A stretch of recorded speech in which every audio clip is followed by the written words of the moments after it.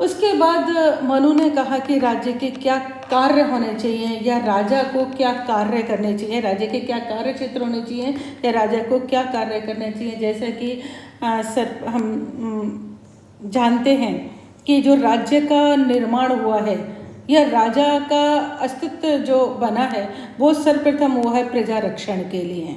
तो उसका प्रथम जो कार्य है वो प्रजा की रक्षा करना, कि राजा को अपराधी तत्वों से प्रजा की रक्षा करनी चाहिए, बाहरी आक्रमण से राज्य की रक्षा करनी चाहिए, और आंतरिक यदि अशांति होती है उससे भी अपनी प्रजा का उसको रक्षा करनी चाहिए। अर्थात एक राज्य के अंदर इस तरीके के वातावरण होना चाहिए कि जनता जो है निर्भीक रूप से स्वतंत्र, अपने आप को स्वतंत्र महसूस करे और अपना जीवन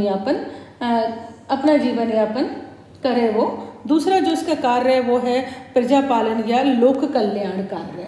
यह अर्थात ये कि प्रजा की रक्षा तो हो गई, लेकिन उसे अपने जीवन को जीने के लिए बहुत सारी चीज़ों की आवश्यकता होती है कि उसका शिक्षा अच्छी से होनी चाहिए, उसका पालन पोषण अच्छा सा होना चाहिए, मनोरंजन भी होना चाहिए, राज्य में इस तरीके की व्यवस्था होनी चाहिए कि प्रजा निरंतर अपनी उन्नति को प्राप्त कर सके।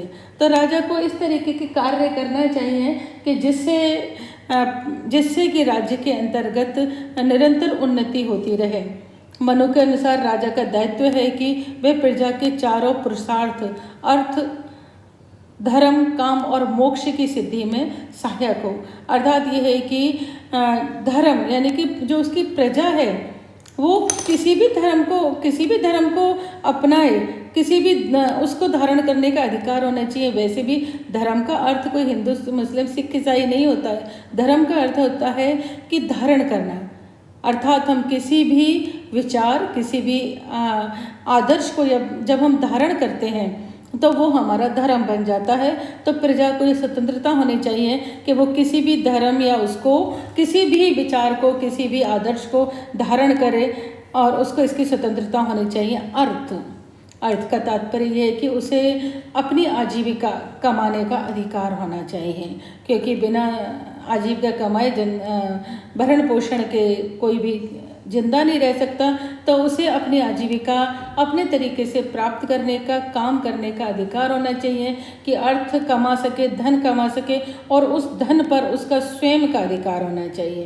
काम और मोक्ष की प्राप्ति, काम का अर्थात जो भी वो कमाता है उसको अपने अनुसार उसे खर्च करने का अधिकार होना चाहिए कि वो किस तरीके से अपनी भौतिक आवश्यकताओं की पूर्ति करे, मोक्ष की सिद्धि में सहायक हो। मोक्ष है कि वो इस तरीके से कार्य करे कि जिसे लास्ट में पूजा पाठ, धर्म, दान के जो कि उसको मोक्ष प्राप्त करने में सहायक हो सके। तो राजा के कल्याण के लिए, प्रजा के पालन के लिए राजा को इस तरीके के कार्य करने चाहिए कि राज्य में रहने वाली जो भी संतानहीन स्त्रियां हैं, विधवा हैं या बच्चे हैं, ब्राह्मण वर्ग है और भी असहाय व्यक्ति हैं, उन सभी के लिए वो कार्य करे, यानी कि उन सभी के कल्याण के लिए कार्य करे।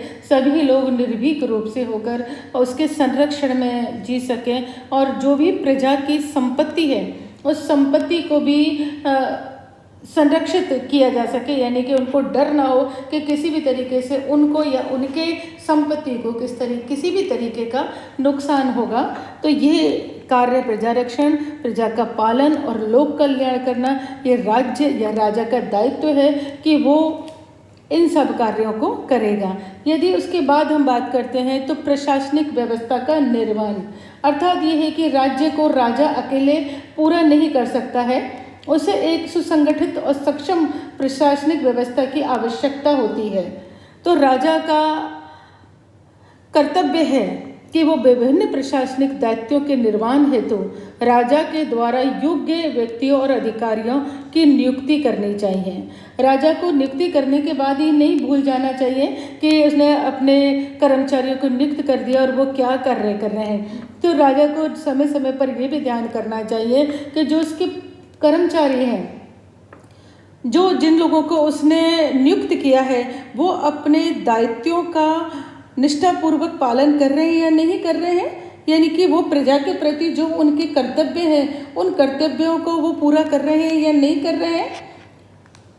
राजा को ये भी देखना चाहिए कि उसके जो अधिकारी हैं, जो कर्मचारी हैं, वो कहीं भ्रष्ट तो नहीं हैं, प्रजा को किसी भी तरीके का दुख तो नहीं दे रहे हैं। यदि उसे ऐसा लगता है कि उसके जो कर्मचारी हैं या उसके अधिकारी हैं वो भ्रष्ट हैं, अत्याचारी हैं, वो प्रजा को दुख दे रहे हैं किसी भी तरीके से, तो राजा को देख के उनको उनके पद से मुक्त करना चाहिए, और पद की मुक्ति नहीं करना चाहिए बल्कि उन्हें सजा भी देनी चाहिए। अर्थात ये कि कर्मचारी में ये वह होना चाहिए कि वो यदि कोई कार्य करे तो वो प्रजा की भलाई के लिए ही कार्य करे। नेक्स्ट है अर्थव्यवस्था का संचालन एवं नियंत्रण। कोई भी कार्य बिना अर्थ के नहीं होता, बिना धन के नहीं होता। तो अतः इतने बड़े राष्ट्र को चलाना, इतने बड़े राज्य को चलाना बहुत ही मुश्किल है बिना धन के।